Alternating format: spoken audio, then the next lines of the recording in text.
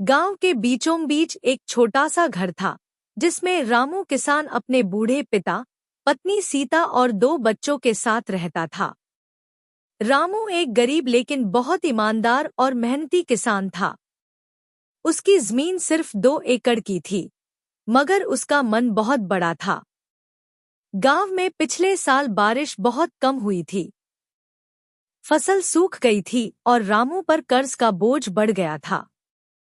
वह दिनरात सोचता रहता, अगर इस बार भी फसल खराब हुई तो बच्चों को क्या खिलाऊंगा।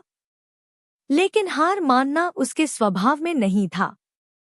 उसने तय किया कि इस बार वो खेत की हर इंच जमीन को ऐसे संवारेगा जैसे माँ अपने बच्चे को संवारती है।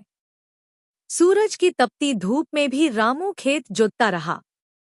कंधे पर हल, सिर पर टोपी और चेहरे पर पसीने की लकीरें, मगर उसके मन में सिर्फ एक सपना था, मेरे खेत में हरियाली लहराए। सीता रोज उसके लिए छाछ और रोटी लेकर आती और कहती, इतनी मेहनत मत करो रामू। रामू मुस्कुराता और जवाब देता, सीता, अगर आज मेहनत नहीं की तो कल भूख ही साथ निभाएगी। कुछ हफ्तों बाद आसमान ने दया की, बारिश होने लगी। फसल लहलहाने लगी, खेतों में हरियाली छा गई।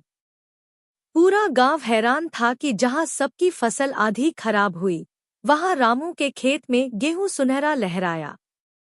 फसल कटने के बाद रामू ने न सिर्फ अपना कर्ज चुकाया, बल्कि कुछ पैसे बचाकर गांव के स्कूल में किताबें दान दी।